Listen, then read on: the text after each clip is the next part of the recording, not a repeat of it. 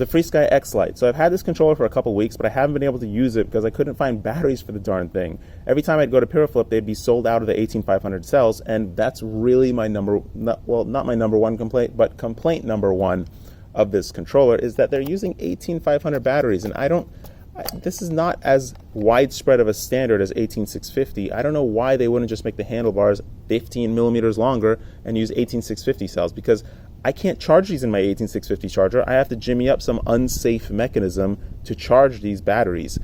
And as far as I know, you can't charge the batteries from inside the controller.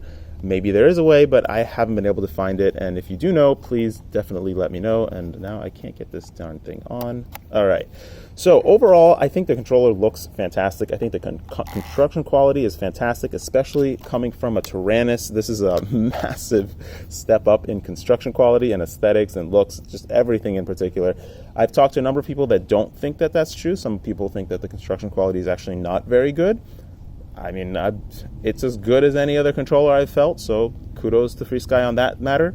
The controller size is very good, but it's maybe a little too small for my hands. So I have pretty big hands, but it's too small and too big at the same time. And I'll explain what that means a little bit later, but I'll say that this controller is not for pinchers. It is for thumbers, and it is pretty much exclusively for thumbers, I would say. You can try pinching on it, but my fingers run into the edges of the gimbal because these gimbals, issue number one that I have with it, are such short throw gimbals that it makes it very, very difficult to use for me.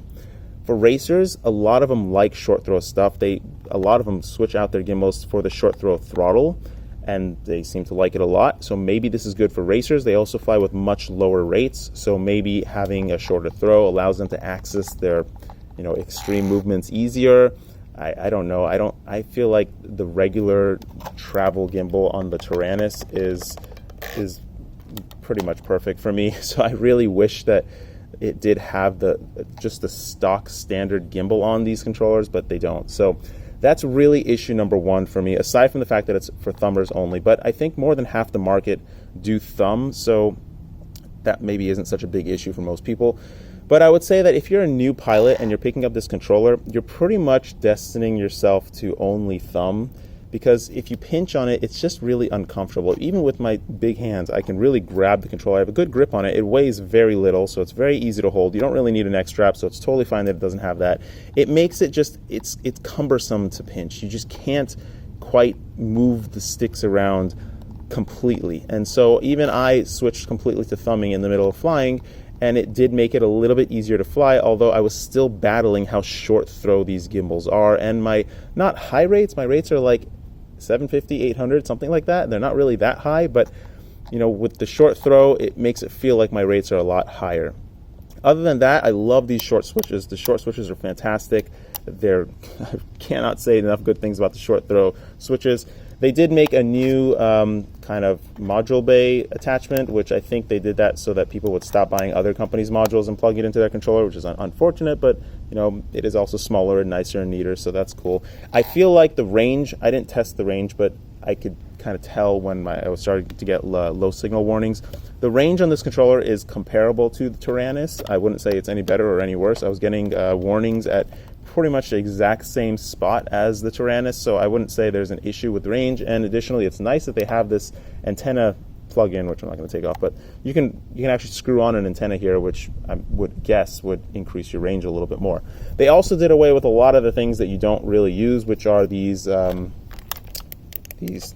trim, but I forgot their names even.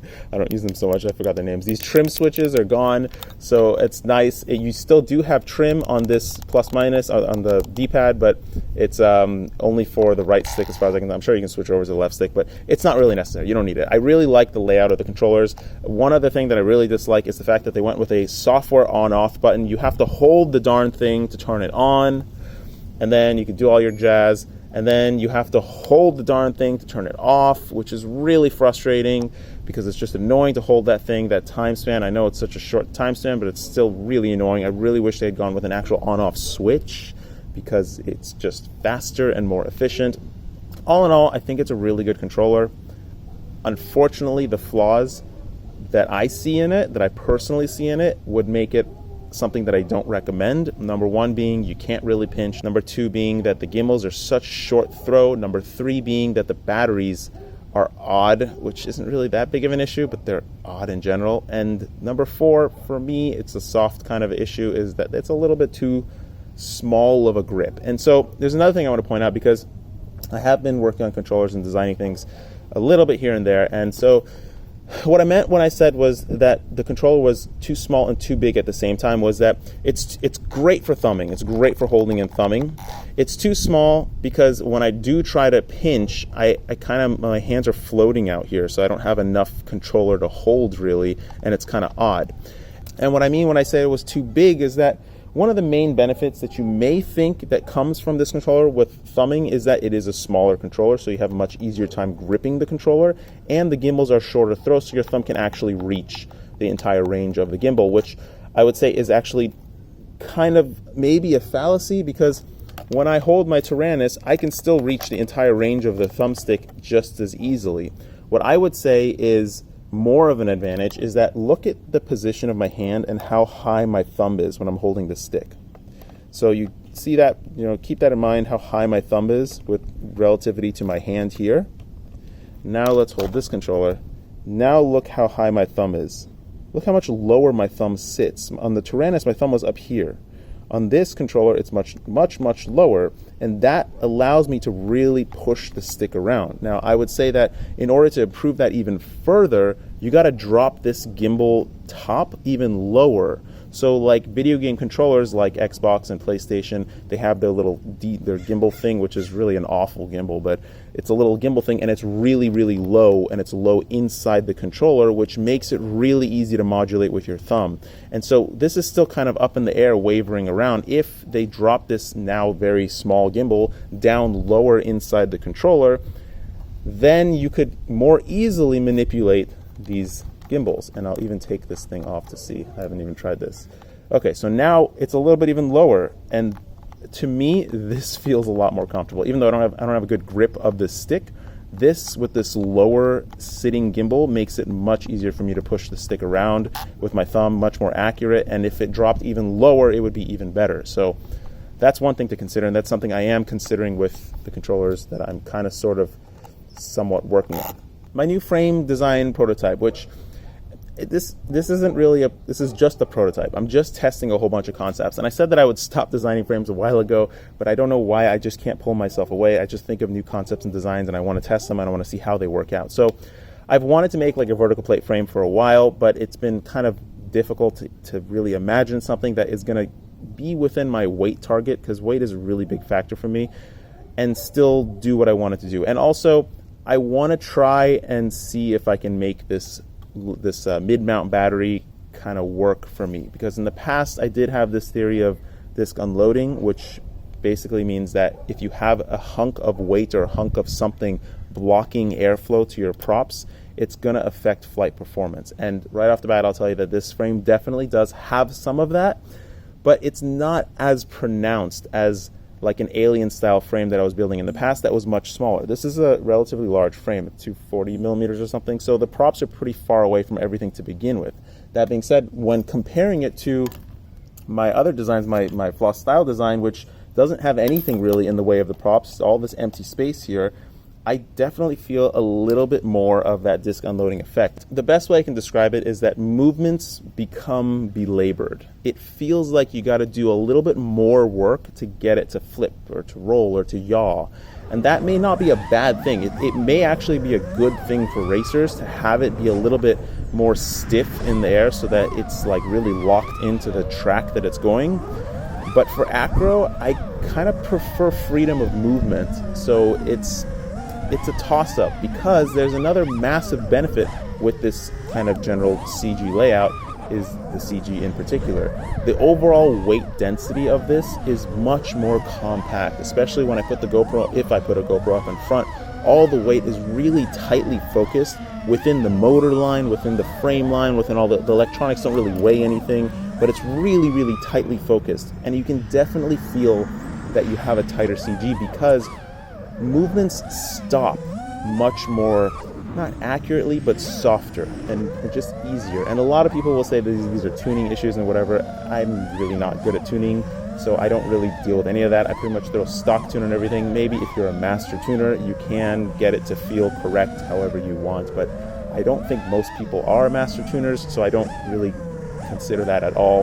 But with stock tunes and stock things, the stock setups that I usually use, the accuracy of movement with this frame, with this general CG layout, is definitely an improvement, and that's the reason why I'm still trying to kind of get this layout to work. Now, it's not an easy thing to get to work because this frame is 102 grams, which is definitely above my weight limit, and I have already cut down.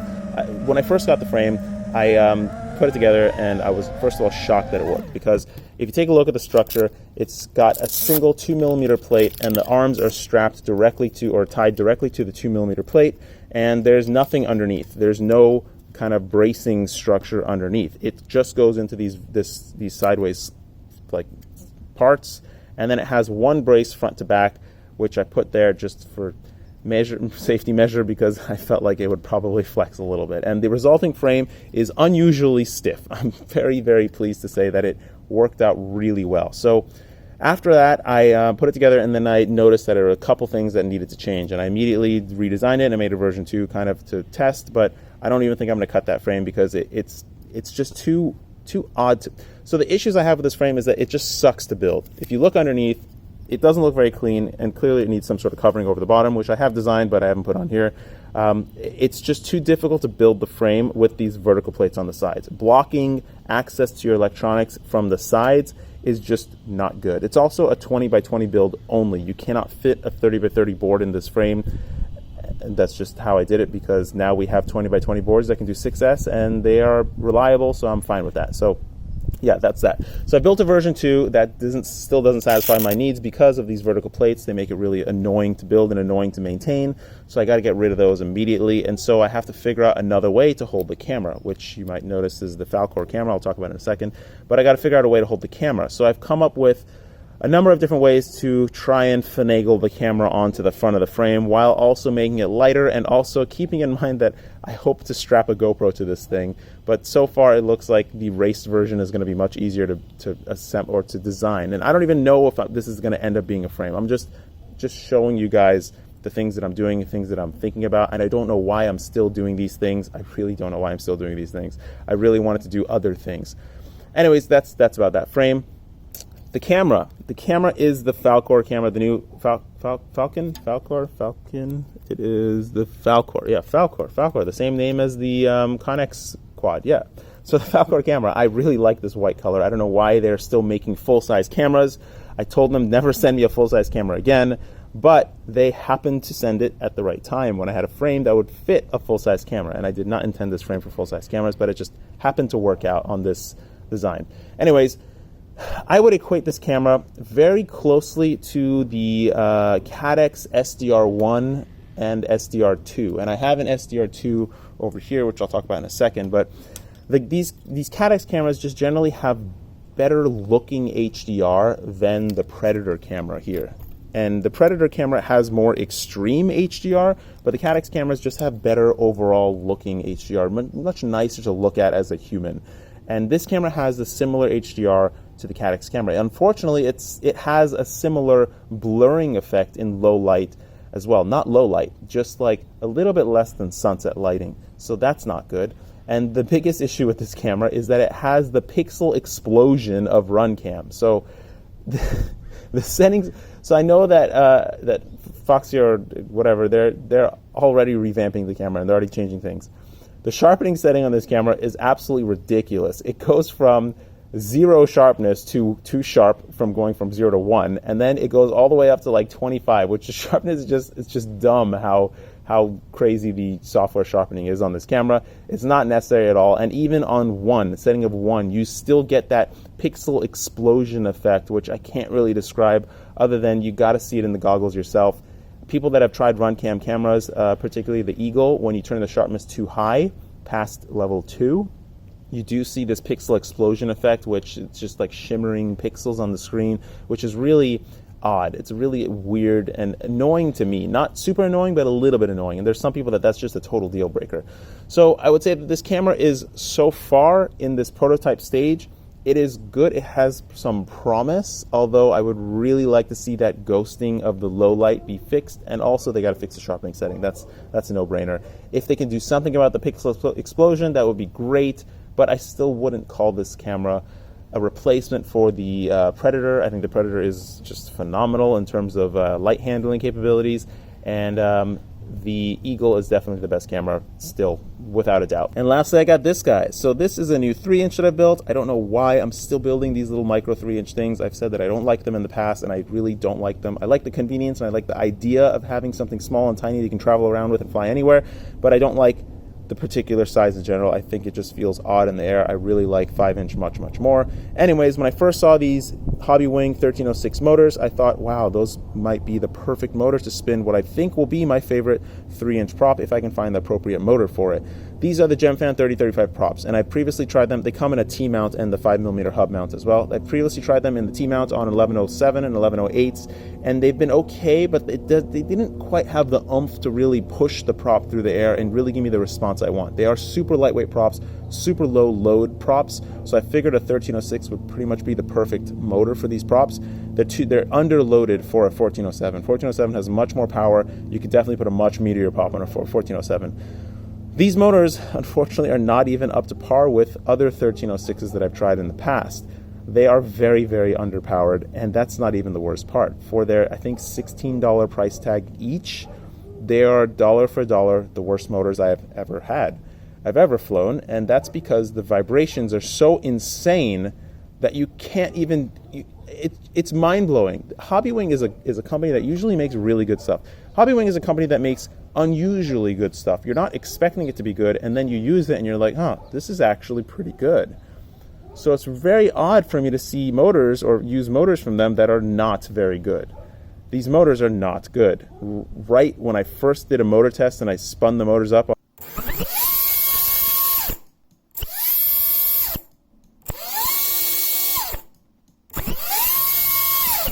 and that's the number one issue with the motors, aside from the fact that they're just generally weak motors. Anyways, I don't recommend these motors, and I don't recommend these props. I was absolutely wrong. Next, I'll talk about the SDR2 camera from Caddx. This is the second version of the SDR1. My SDR1 that I had broke after a dozen flights, after like 50 flights, it decided to stop working. So I figured I'd get the SDR2, and it was dead on arrival. So I cannot change the settings on this camera. I had to get it it was very finicky to even get it to turn on and work. So this is something I've said about Caddx in the past, which I really wish wasn't the case, because they do make some really interesting products, but their quality control is just not on par. I would say that RunCam probably has the best quality control in my experience.